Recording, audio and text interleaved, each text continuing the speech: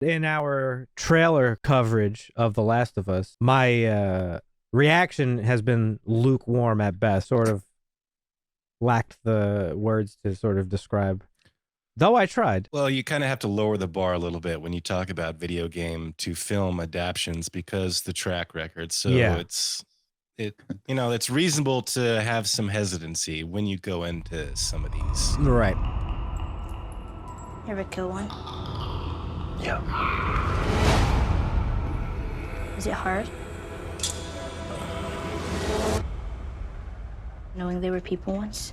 I'm sure you guys are on the edge of your seats wondering what I thought of What do this you first think? episode. I liked it. I did like the first episode. It didn't blow me away, and there's a reason why. My buddy Ed, shout out to Ed. Shout out. He Shout out. absolutely fucking loved it, which is surprising because he's a tough critic. He hates everything.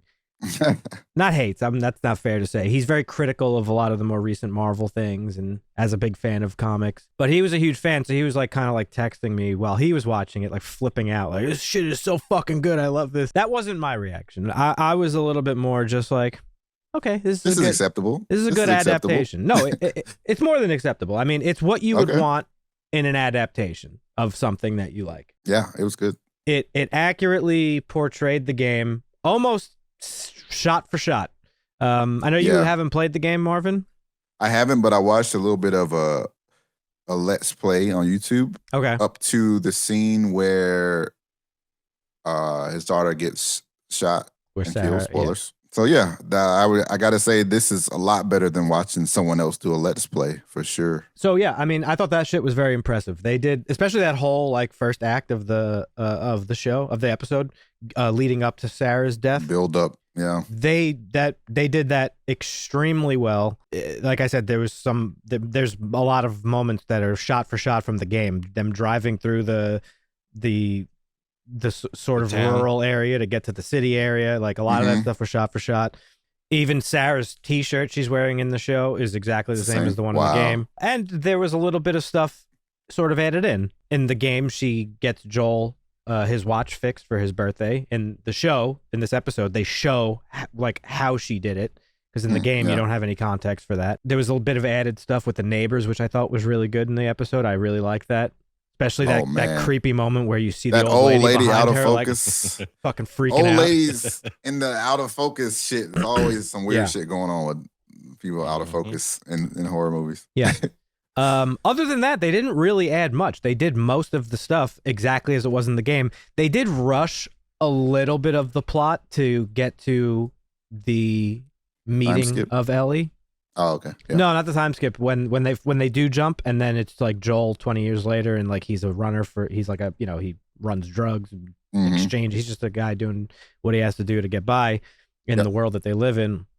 But the from him and Tess meeting Ellie, that sort of thing is like that they kind of fast forwarded that a tiny bit. Seeing it progress that fast, trying to figure out like they kind of do a good job of explaining some of the things and that, but yeah. Well, in the game, the guy that they are trying to get their money back from with the battery sale, that's like a whole like level that you're playing out where you're sneaking into his compound and you killing his guards and then you fucking catch him and interrogate him, you chase him. So that was done very differently. It makes me wonder how they're going to do, like, where he has to charge the house with the machine gun on the second floor, like how they're going to do that. Yeah. Well, that brings me to my, I guess, the complaint portion of this review, I guess, for this episode. And it's not really a complaint. It's just a fact. Based on this first episode, I think the show is going to be great. I think it's going to be a great adaptation of the game. And I have no fears about that stuff. I still think that this show is going to live or die on the backs of the relationship between Joel and Ellie, which has yet to be seen. So I can't really comment on that, which that was my main concern. Yeah, I definitely hope that part picks up. Like, we didn't see much of it, but it wasn't like much to me. Yeah, we really just seen the beginning of their relationship, and the only moment we really saw was when, the guy was pointing the gun at her, and Yeah. he had the flashback. So that's really like the start of Right. him having some sort of feelings about Well, protecting her. I actually had this discussion with Ed because he said she portrayed that really well, where she was like, "Oh shit, this guy's like this." Yeah. He said that you could tell it's the first time she felt like somebody jumped in to defend her, and I made the argument. I was like, he didn't really defend her. He just had like a PTSD flashback. Correct. Exactly. It had nothing to do with Ellie at all. But that's Right. but she that saw starts it. an understanding between those two. Yes. I will say, for the brief amount of time, Marvin, you mentioned like we didn't really get to meet Ellie all that much. She did seem pretty accurate to the game with her Yeah, okay, that's good. her cursing and her brazen sort of like fuck you attitude. Like that is very Ellie Okay, that's good. from the games. But yeah, otherwise so far so good, I think, with the characters. But again, for me, this show's gonna, like I said, live or die on the backs of like their connection, because people often forget this, and this happened quite a bit, I think, with the second game, particularly because a lot of people had problems with the story and this, that, and the other thing. But people often forget that there's a difference between plot and story. And the plot of The Last of Us is there's a global pandemic, society collapses, and if you want to add to it, there's this terrorist / freedom fighting organization that's fighting against the Government, the whatever. government, No, the de facto government, and also simultaneously trying to find a cure for this disease.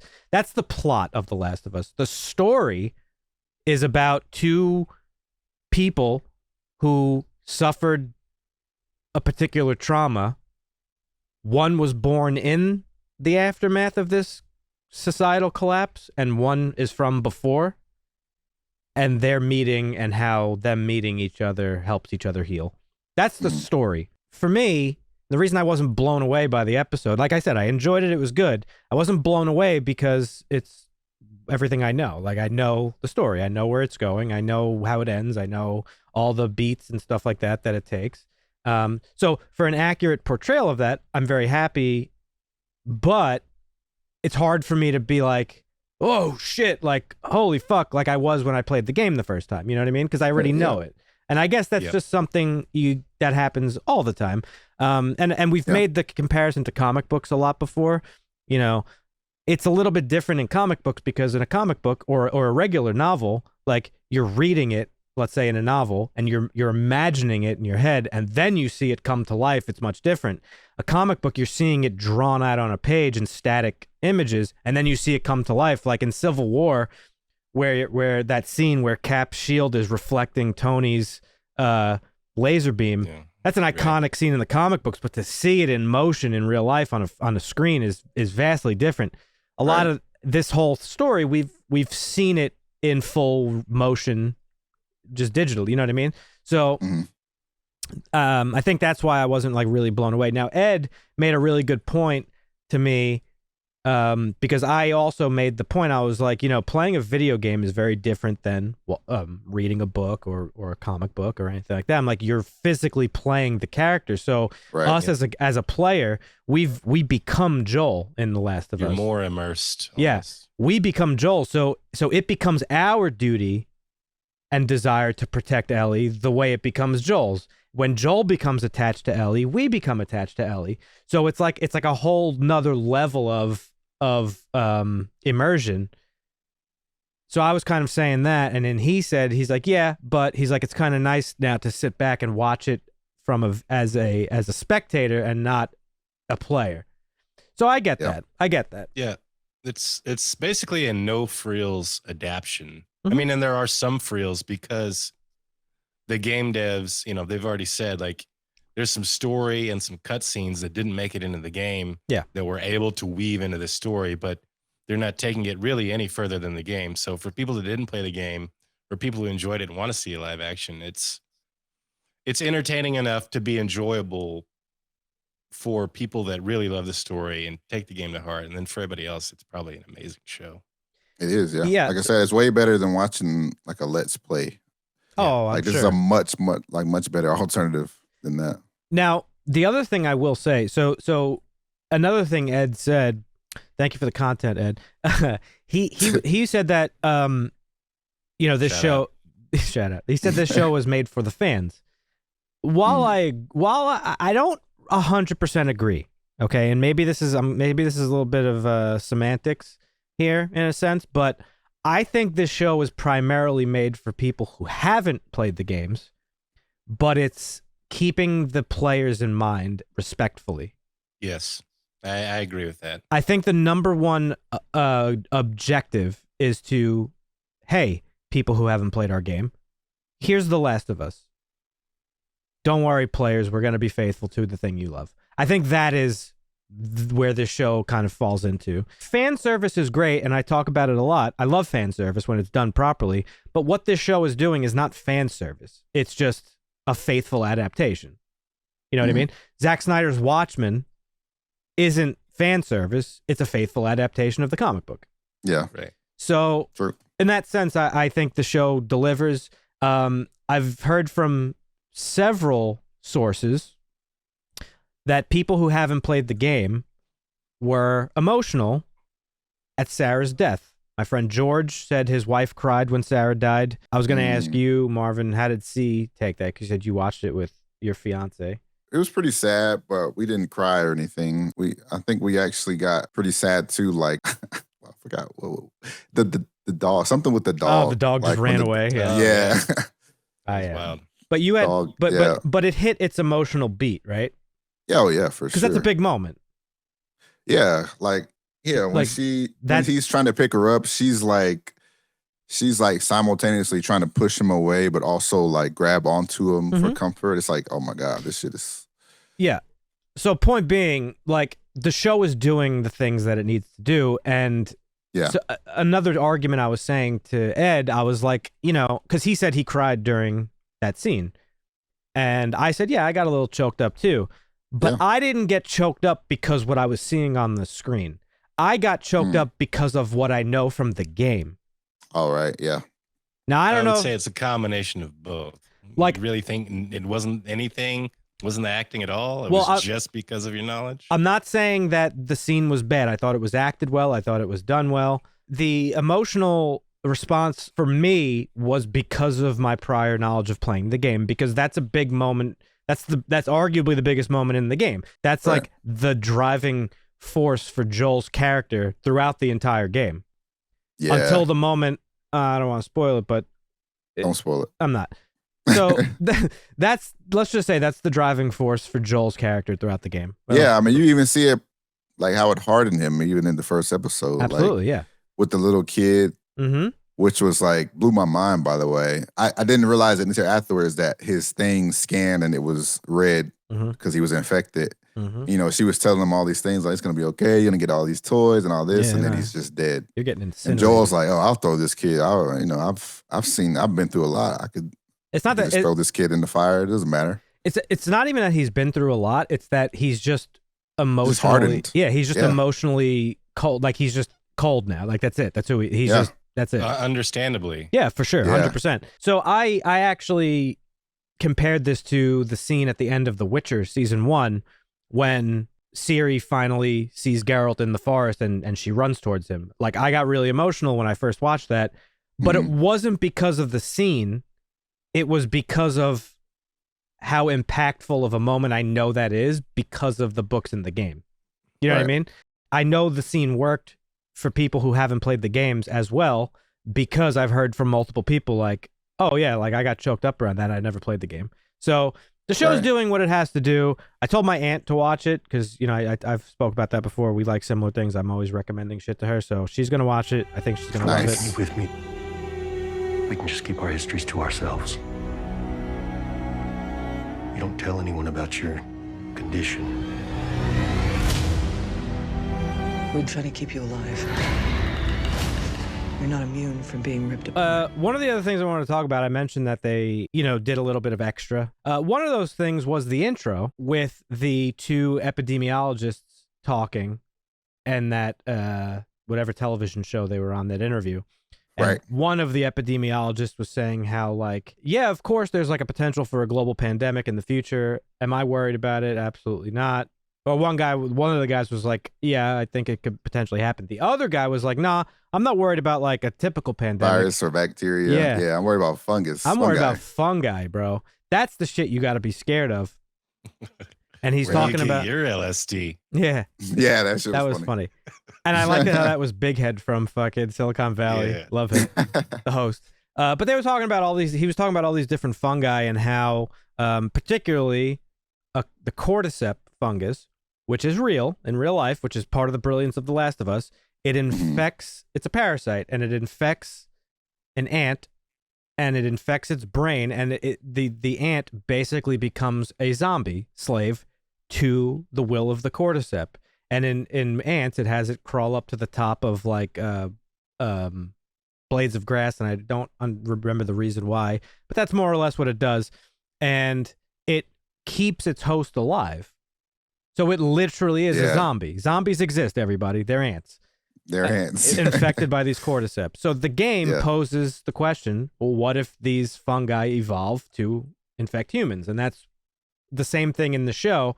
And this is what this epidemiologist is explaining.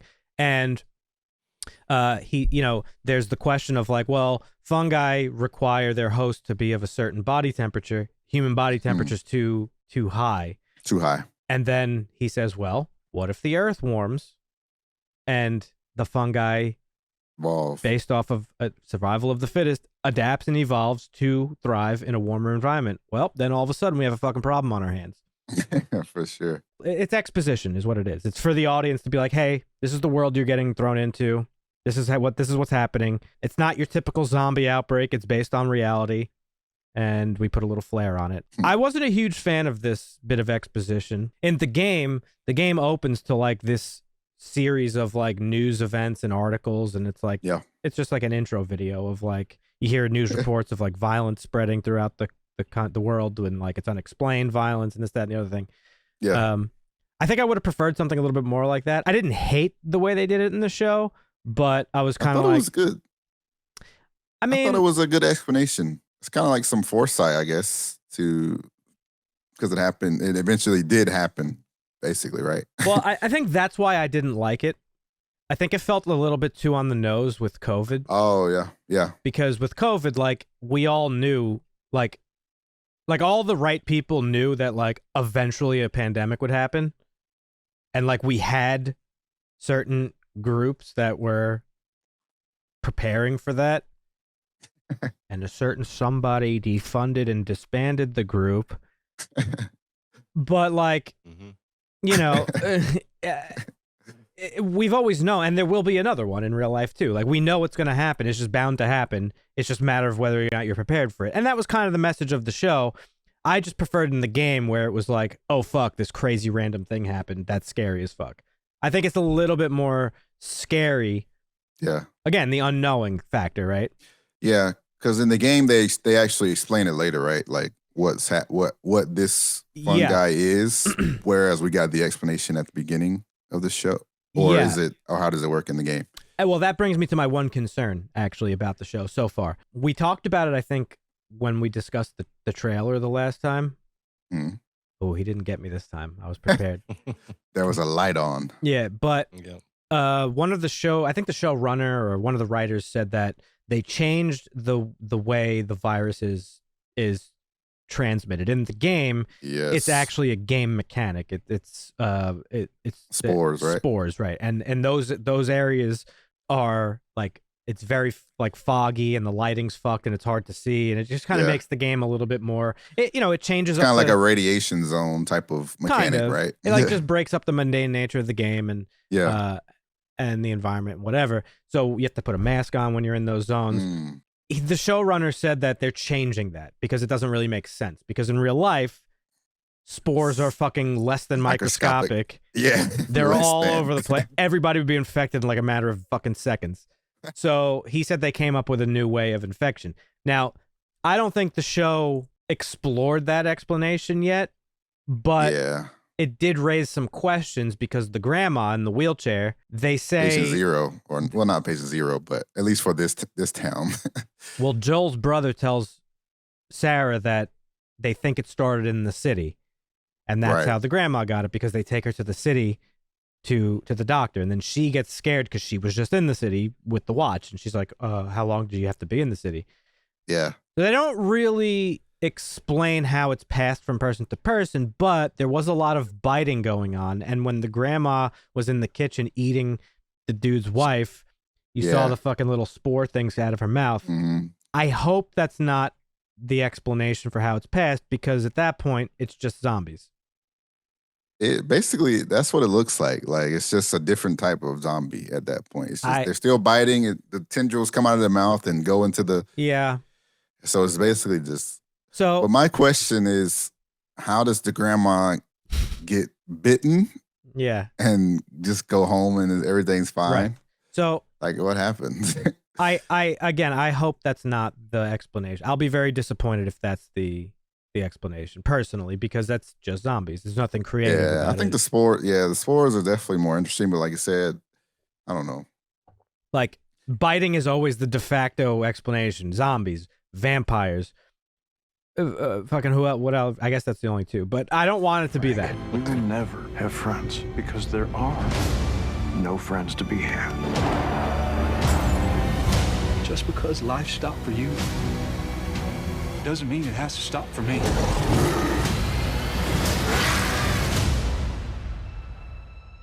There's no halfway with this. We finish what we started. We'll see what they do. Surely it can't just be like biting. That just I can't imagine that they would default to like the easiest explanation possible. Like, they just can't do that. It's one of the reasons why the zombie thing is like so fucking. They can, but they can. Now, the other thing I think it's important to mention, in the game, you do get the virus from being bitten. That is a form of transmission, because Ellie has a bite on her arm. That's the whole thing, is that the bite didn't spread. So, like, the bite is a mechanic. Not a mechanic, you know what I mean? It is a thing, but there's the other form of transmission. Like, how did it start? That's where it has to be some type of spores or some type of airborne thing for the grandma to have gotten it. That's what I'm thinking. Maybe it's a combination, like just like in the game. The other thing I hope they don't do is like, oh, it was in grandma's medication. Like, they used this particular type of, because fungi are used for penicillin and like all sorts of stuff. So like, it was in her latest booster shot. Yeah, like, I hope they don't do something fucking silly like that. But we'll see. Otherwise, overall, like I said, I enjoyed the show. I'm looking forward to watch the rest of them. It does live or die on the dynamics of the two characters for me. We haven't really seen that much of it, but we'll see what happens. Looking forward to see where it goes. Yeah, all right. Can't wait. We decided that we're not going to cover the show week to week. We didn't want to fall into the trap of like comparing every single episode to events in the game. So we're going to wait out the 9 episodes and we're going to do one full season review. So if you're watching the show and you enjoy it, check back with us in 9 weeks to see what we think about it. And we'll have a full season review. A full season discussion on it. So stay tuned for that, folks.